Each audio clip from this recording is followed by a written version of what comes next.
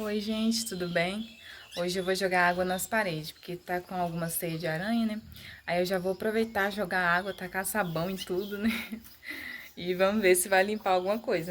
Enquanto eu vou fazendo a faxina, eu vou contar minha história pra vocês. Eu cresci morando no sítio. Eu tenho 3 irmãs de sangue. O meu pai, antes de casar com a minha mãe, ele teve um casal de filhos, que ficou em Minas Gerais. Porque quando ele veio para Rondônia, ele não veio com os filhos, né? Ele veio sozinho. Os filhos dele ficou com a mãe. E a minha mãe, antes de casar com meu pai, ela teve uma filha também. Eu conheci ela numa ocasião assim bem triste, foi no velório da minha avó. E desde o ocorrido a gente não teve mais contato. O meu pai, ele sempre trabalhou de domingo a domingo. Ele nunca deixou faltar nada nem para mim e nem para minhas irmãs. Nós morávamos 1 quilômetro longe da estrada. E quando a gente ia para a escola, a gente tinha que acordar bem cedo, porque era longe. Às vezes o ônibus ficava esperando a gente lá na estrada, ficava uns 2, 3 minutos esperando. Não tinha energia na nossa casa. E a água era bem longe, era uns 150 metros longe da casa. A gente pegava o carrinho de mão e colocava um tambor, né, de leite e buscava água para a gente lavar louça, lavar roupa, fazer comida. Eu e minhas irmãs revezava para buscar água para os nossos pais, porque eles trabalhavam muito e chegava cansado, então a gente já queria deixar a água ali no jeito para eles chegar e já tomar banho e descansar. Em dezembro de 2014, eles se separaram. E a minha irmã ia casar nesse mesmo mês. Mesmo sem querer, eles entraram juntos na igreja. E eles dividiram os bens. A minha mãe vendeu a parte dela, comprou uma chácara e eu fui morar com ela. E foi a primeira vez que eu morei numa casa que tinha energia, tinha água encanada. Na outra casa, só uma amiga minha que topou ir na minha casa. As outras não fez nem questão. Foi então que a minha mãe conheceu o atual marido dela agora. E ela foi morar com ele. E eu fui morar com meu pai. Ele já tinha vendido a parte dele, comprado uma chácara que tinha casa, energia. Eu ia para debaixo de um pé de abacate na casa do meu pai e começava a ficar chorando lá num balanço que tinha. E meu pai me via naquela situação e começava a chorar também. E a minha irmã, que morava em Buritis, ela mudou para a chácara do meu pai, para ficar mais perto dele. Eu continuei estudando, apesar que a vida toda na escola eu sofria bullying por causa dos meus dentes e da minha aparência também, né? O cabelo cacheado, a gente não sabia finalizar na época. Terminei o ensino médio em 2017. Aí no final de 2018, eu fui passar o Réveillon na casa de uma amiga da minha mãe e ela falou assim: por que você não muda para a cidade? Aí eu falei: vou pensar. Como essa mulher ela só ficava viajando com o marido dela, ela falou assim: por que você não fica na minha casa? Eu te pago R$ 50 por mês, eu pago a energia, aí você só fica cuidando da casa para mim. Fui no outro dia buscar minhas coisas na casa do meu pai, conversei com ele, e ele falou assim: nossa filha, é uma boa oportunidade, porque eu não estou conseguindo te dar tudo que você precisa, né? Roupa, calçado. Então lá você vai poder arrumar um serviço, vai comprar suas coisinhas. E então eu fui morar junto com essa mulher. Um dia antes dela viajar, ela me levou na casa de um casal amigo dela. E eles comentaram que tinha uma loja que estava precisando de alguém para trabalhar. No outro dia, levei meu currículo com a vergonha, parecendo um bicho do mato. Conversei com a dona da loja e ela falou para mim no outro dia para fazer um teste. Já tinha outra menina lá que estava fazendo um teste também. Eu fiquei com muito medo porque a outra menina já era uma pessoa assim que conversava com todo mundo, era bem extrovertida e eu era tímida, não sabia vender, não sabia nada, mas ela falou: "Tô disposta a te ensinar". E assim ela fez. Ela ficou uns 3 meses no meu pé ali, sempre me dando dica de como vender, de como conversar com os clientes. E ela assinou minha carteira, graças a Deus. E na semana que eu estava saindo mais cedo da loja, eu resolvi ir naquele casal de amigos para poder tomar um café, descontrair um pouco. E então eu conheci meu atual marido. Ele só ficou me olhando do cantinho de olho, eu também fiquei olhando ali.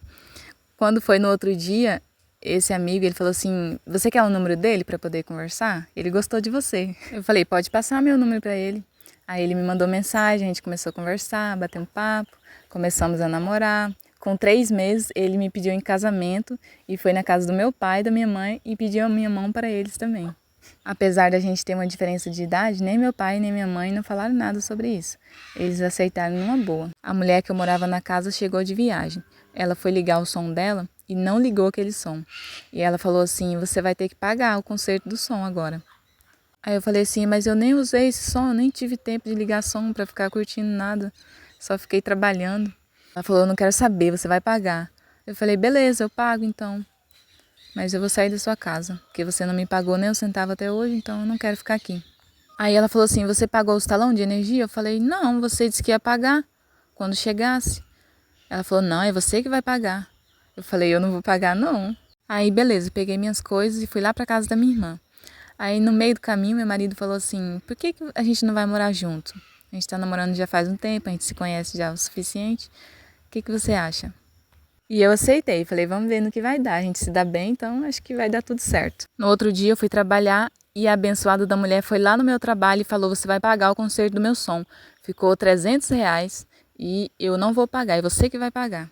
A minha patroa falou assim, não, você não vai pagar não, porque se você entrar na justiça, ela que vai ter que pagar pra você o tempo que você ficou na casa dela, cuidando pra ela. Cheguei em casa, falei pro meu marido, aí ele falou assim, pode deixar comigo que eu vou resolver isso. Eu tinha falado pra mulher que assim que eu recebesse eu ia pagar o conserto pra ela, pra não ter confusão. Meu marido foi lá, pagou tudo, trouxe o comprovante pra mim e falou, ó, é melhor você nem conversar com essa mulher mais, porque ela, pelo jeito, não é gente boa. Meu marido tem 3 filhos, mas só 2 moravam junto com ele quando a gente foi morar juntos. Meu marido vinha todos os dias pro sítio do meu sogro para poder olhar o gado.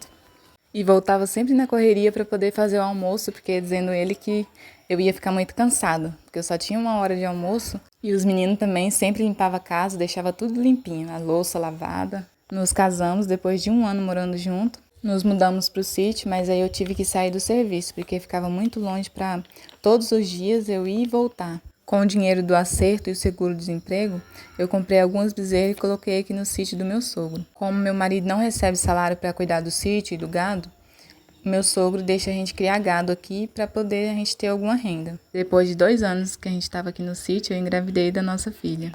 Eu achava que era menino, porque meu marido já tinha 3 filhos homem. Aí eu falei, será que tem chance de vir uma menina? Com 3 meses eu fiz ultrassom, o médico falou que era 80% menina. Mas eu falei, não vou comemorar agora não, vou esperar o próximo ultrassom. Com 6 eu fiz a morfológica e ele deu certeza que era menina. Aí eu já fiquei toda feliz, comecei a comprar as roupinhas, comprei até coisa que nem precisava. Eu fiquei muito chorona quando eu tava grávida. Qualquer coisinha eu já começava a chorar, já ficava emotiva. Foi então que eu sonhei o dia que eu ia ganhar ela e como que eu ia ganhar. Contei para a sobrinha do meu marido, falei, eu vou ganhar ela dia 11 de março, no parto cesáreo. E o sonho virou realidade. Deu certinho o dia que eu tinha sonhado. Meu marido que ia cuidar de mim no hospital, mas aí as médicas não aceitou ele ficar lá. Quem cuidou de mim foi a nora do meu marido e essa sobrinha dele que eu tinha contado o sonho. Minha mãe estava em outra cidade, estava uns 500 quilômetros longe daqui, aí eu nem falei nada para ninguém da minha família que eu estava ganhando a minha filha. Só contei depois que ela nasceu. A minha mãe veio 15 dias depois para poder ver a Lorena. E ela veio num sábado rapidinho e falou assim, nossa, sua irmã tá querendo comer minha comida, eu vou ter que ir embora logo. Falei, tá bom, mãe, pode ir então. Antes de eu ir ganhar a Lorena, a gente deixou uns 10 frangos, tudo limpinho, já picadinho, separado na geladeira, para quando eu tivesse de resguardo eu ir comendo. A minha recuperação foi um pouco dolorida, mas o meu marido cuidou muito bem de mim, graças a Deus. Eu tomei 2 anestesias, porque a primeira não pegou, aí eles aplicaram a segunda, me deitaram, balangaram minhas pernas. Foi uma sensação muito ruim, horrível. Depois que eles tiraram a Lorena e foram costurar, a minha pressão eu acho que caiu, aí meu coração ficou batendo assim mais lento e eu fiquei com medo de morrer. Mas elas o tempo todo ficavam me acalmando ali, falando que ia dar tudo certo. E graças a Deus deu tudo certo mesmo. Eu não tive nenhuma complicação. O meu sogro foi como um pai para mim, porque como a gente não tem carro, ele falou assim, você pode levar o carro e ficar com ele lá no sítio o tempo que vocês precisar, porque ela operou, não pode ficar andando de moto, né? E eu agradeço muito, porque na época estava chovendo bastante, aí a gente tinha que estar levando ela no pediatra para fazer exame de rotina, consulta também. Teve várias vacinas também. O pediatra não tinha aqui na cidade, só em Ouro Preto, uns 80 quilômetros longe daqui. E o carro ajudou muito. O meu pai só foi ver a Lorena quando ela tinha 7 meses de idade, porque como não tinha ninguém para poder trazer ele, e nem ele tinha moto também, a gente só estava saindo na correria, meu marido tinha que estar cuidando do gado, então não tinha tempo para nada. Depois de 40 dias que eu tive a Lorena, o meu tio chegou aqui em casa e já foi perguntando, você não passa vassoura nessa casa não? Tá com teia de aranha aqui na parede. E eu até faltei com respeito com ele. Falei, se o senhor querer passar, pode ficar à vontade. Depois disso, eu fiz almoço para ele, uma carne de porco bem gostosa. Quando meu tio foi embora, eu contei pro meu marido. Ele falou assim, nossa, por que você não me falou antes? Eu não tinha deixado isso barato não, porque ele sabe que você acabou de ter filho, que você fez uma cirurgia, então não pode estar se esforçando tanto. E eu não tive tempo de estar limpando a casa também, assim, com muita frequência. Só o piso mesmo e olhe lá. A prioridade agora é sua saúde e da nossa filha. Quando a Lorena tinha 1 ano, a gente queria construir uma outra casa aqui, no sítio do meu sogro. Uma casa mais pequena, porque essa aqui é muito grande, tem muitos quartos. E eu não estava dando conta de estar limpando e cuidando da Lorena. Eu ficava muito cansada. Muitas pessoas deram conselho, falou assim, não faz casa no sítio dos outros, não, porque no futuro pode dar problema. Deixa para fazer quando vocês tiver o cantinho de vocês. Então a gente deixou quieto. A gente tinha comprado areia, brita, tijolo, telha. Mas deixamos ali no cantinho. Mas as vacas entrou, bagunçou a areia todinha, a brita espalhou tudo. Mas agora a gente tem o nosso cantinho. Começamos a construir a nossa casa nós mesmos. Meu marido que ergueu o tijolo, cobriu. A gente só pagou para rebocar e fazer o contrapiso. Os abençoados dos pedreiros fizeram um serviço porco lá também. A gente teve que consertar. Ainda bem que a gente encontrou máquina para poder furar a fossa, para jogar terra no alicerce da casa também, porque se fosse carregar tudo na mão, ia ser bem puxado, ia vários dias. Mas Deus abençoou que as coisas foram tudo se encaminhando para dar tudo certo. Quando a gente veio para o sítio, a gente não trouxe nem o painel da TV, nem sofá, nem o armário que a gente tinha lá na rua. Os meninos tinham ficado lá, então a gente deixou para eles ir usando. Vendemos um pouco do gado que a gente tinha para comprar os móveis de casa, né? A geladeira, o sofá, o armário da cozinha e o restante do material para fazer o acabamento na casa. Vale a pena esperar o tempo certo. Às vezes a gente não entende por que tá dando tudo errado, por que as coisas tá desandando tudo, mas Deus, ele tem um plano muito melhor para nossa vida do que o que a gente está planejando. Eu gosto muito de fazer crochê, mas quando eu pego encomenda, eu fico com aquela vontade de terminar logo, nem durmo direito, às vezes eu até sonho fazendo crochê. Comecei a gravar vídeo aqui pro canal como uma forma de ocupar a mente, distrair um pouco. Mas como eu não tenho tripé, não tenho ring light, né?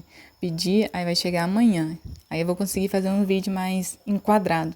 Porque aí vocês podem ver que tá até meio fora de enquadramento, tá bem ruim assim a imagem. Mas aos poucos a gente vai melhorando. Eu não sei se eu vou conseguir gravar essa semana, porque a moça vai vir instalar o balcão e a pia. E a gente tá finalizando ali os últimos detalhes na casa e tá bem corrido pra gente. Mas eu vou fazer o possível para conseguir gravar alguma coisa.